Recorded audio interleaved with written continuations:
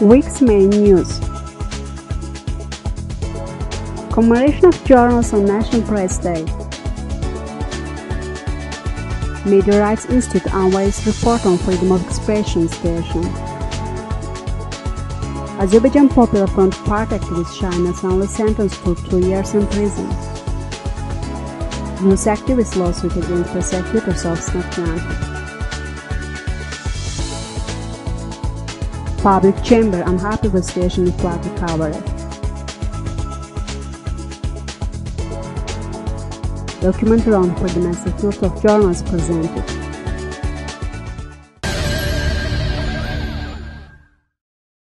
On July 22nd, on the occasion of National Press Day, a group of journalists visited the graves of the founder of the Azerbaijan press, Hasanbay Zardabi, the founder of Modern Free Press, Nejef Nejafov, the editor of the magazine Monitor, Elmar Hüseyinov, who was murdered 6 years ago, and Selatin Askarova, Ali Mustafayev, Chingiz Mustafayev, Kazim Aga Kazimov, who died performing their professional duties in Nagorno-Karabakh.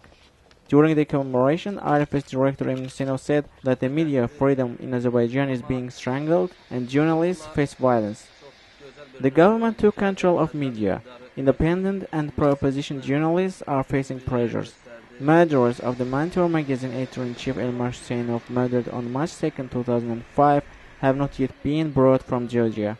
Investigative agencies that describe the arrest of murderers living in Georgia as a problem, easily detained and brought to Azerbaijan recently the murderers that committed murder in Azar's company, he said.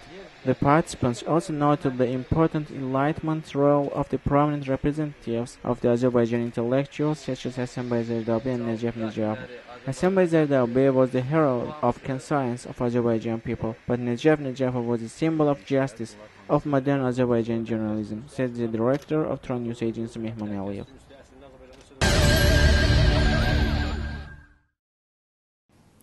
Situation of freedom of expression still remains grave, says the 6-month report released by Media Rights Institute.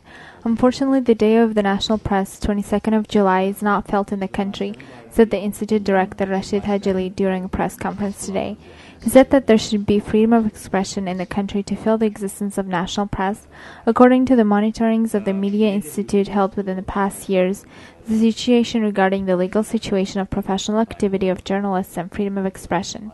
Media Rights Institute Representative Khalik Agaliyev noted that the report covers analysis of the legal framework of right of freedom of expression, court proceedings, physical and psychological pressures on journalists, right to obtain information, freedom of internet, and regulation of TV and radio sphere. According to him, the biggest event of the past 6 months is the release of journalist Zeynallah Fethullah from prison. 27 court cases regarding freedom of expression continued in the reporting period. Majority of the court lawsuits and complaints against the journalists were filed by so-called public figures. A total of 630,000 Azeri manats were demanded in court cases from journalists, and criminal punishment was demanded for 6 journalists. Khural is the newspaper facing more compensation cases. Aliyev said that the physical and psychological measures on journalists continued in 6 months of 2011. Specifically, over 50 journalists faced harassment. Of these pressures, the most scandalous was the physical harassment of 6 foreign journalists in the past 6 months.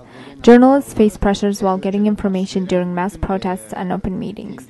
Media Institute representatives said that the freedom of information situation is not encouraging either. Namely, inquiries were sent to parliament, courts, executive and executive power of Baku city, ministries and banks.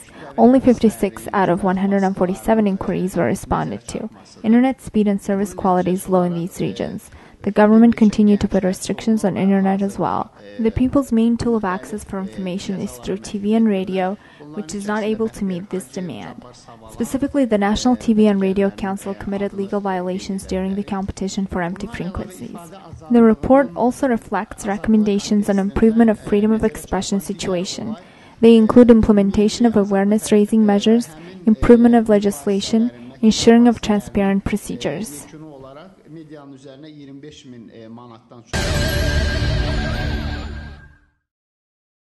On July 21st, Shamkir Regional Court held a trial on the criminal case against Azerbaijan Popular Front Party board member Shahin Hasanli. Judge Gali Pashayev presided over the hearing. Lawyers Mansur Bayramov, Elif Hasanov, mass media representatives, and Shahin Hasanli's colleagues were in attendance in the hearing. Şahin Hasanli was arrested at his friend's house on 31st of March on the eve of 2 April protests by Public Chamber Group. Investigation officers claimed that 5 cartridges were found on him. He was charged under Article 228.1 of the Criminal Code, illegal possession of firearms. Shamkir Court sentenced Hasanli to 2 years in prison in yesterday's hearing. Hasanli says that the court investigation has not been in depth. According to him, he and his mother received phone calls by police several days before his arrest. The police were questioning about Hasanli. However, court did not investigate this point. Hasanli said that police employees deployed cartridges in his pocket and that he is innocent. He deemed dismissal of relatives from governmental offices as a legal violation as well. Şahin Hasanli believes that his arrest is politically motivated. Lawyer Mansum Bayramov said that the verdict is unfair and that they will appeal against judgment of Shamkir Regional Court. Today, July 20th, Sabaha District Court held a hearing on a lawsuit filed by jailed youth activist Bakhtiyor Hajiev against General Prosecutor's Office of the Republic of Azerbaijan. Hajiev claims that he was subjected to torturing during the investigation on his case. The court did not grant the youth activist's lawsuit. The media representatives and members of the Defense Committee for Hajiev's Rights, who arrived to observe the court hearing, were told that the process will not be open to public. No reason was given. The hearing was held without the attendance of lawyers. After the hearing, head of the Defense Committee for Hajiev's Rights, Intigam Aliyev, told Objective TV that the implementation of the court proceedings in a closed way do not comply with international conventions. Bakhtiyor stated in the hearing that the events regarding torturing and ill treatment should be open to public. Hajiev filed a written motion requesting the court to hold the press open to public and ensure the attendance of the community representatives in the hearing. The motion was rejected. Then Hajiev requested a meeting with his relatives to discuss if it is needed to hire lawyers or not. After long deliberation, Hajiev could meet with his relatives for a few minutes. They decided that it is of no use to hire lawyers if the community representatives are not allowed into the courtroom. Hajiev defended his rights himself, Intigam Aliyev said. After the hearing, it was announced that Hajiev's lawsuit against the prosecutor's office was not granted. Ganja City Court sentenced youth activist Bakhtiyor Hajiev to 2 years in jail on May 18, 2011, charging him with dodging military service. It is widely thought that Hajiev was arrested for his activity on social networking sites and his support of the March 11 Great People's Day campaign. The opposition Public Chamber Group held discussions on the anniversary of the governmental decree of July 21, 2010 on elimination of the consequences of floods while bringing together former parliamentary candidates. The discussions were held around the reports of Kyrgyz Civil Society members Saf, Mehman Aliyev, and coordinator Oktay Gulaliyev. The organization was founded in May 2011 and is providing information, aid, and legal assistance to the victims of floods. It aims to ensure safety in flood recovery and activities. According to governmental report, Kyrgyz floods engulfed 100,000 hectares of land and 20,000 houses and damaged the economy of 8 regions around the Kyrgyz River, which provide 33% of the fruit products of the country. The government allocated 300 million Azeri manats for recovery from state budget. However, the villages have not benefited from this assistance up to now. The allocated funds included the compensation for residents, repair and reconstruction of houses, restoration of farming businesses, restoration of infrastructure, and consolidation of dams on the bank rivers. However, the government does not report about it, and most of its promises have not been fulfilled. Most people are still waiting for aid. Moreover, the additional 26,000 Azeri manats was allocated from President's Reserve Fund for flood recovery. However, it's not known how the funds were spent. Kyrgyz Civil Society organization considers that there are enough bases to think that the floods were used for the transfer of the population from their villages, the occupation of lands around Kyrgyz and Araz rivers, and misappropriation of huge funds. Azadlık newspaper representative Khalid Bahadur spoke about his journalistic investigation. According to him, an area of 12,000 hectares was engulfed by floods in the Mishli region, was occupied by an oligarch minister. Besides, land plots in Sebrabad and other regions are brought from residents at very cheap prices per minister. The Kyrgyz organization says that the information and legal aid to the flood victims will be continued furthermore. At present, the court proceedings on residents' lawsuit against the government are underway, and number of people willing to join is increasing. The reason is that the government agencies don't treat these people appropriately. Yesterday's refusal of President's Office and Emergencies Ministry to the request of assistance for residents of Meiniman village of Haji Gabul region is a clear example.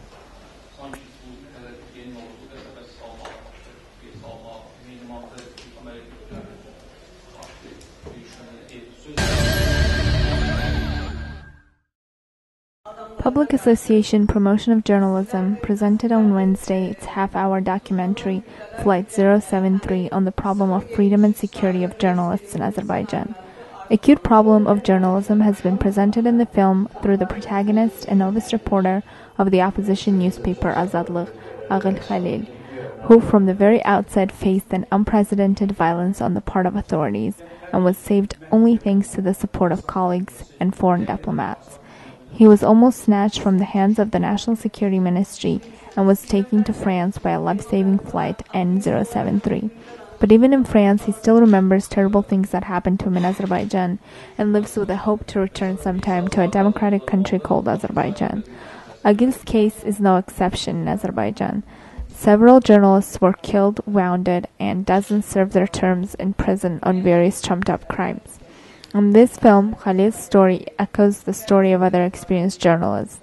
Bahattin Gaziev, editor of Busy Mule newspaper, was kidnapped in May 2006, beaten and mutilated.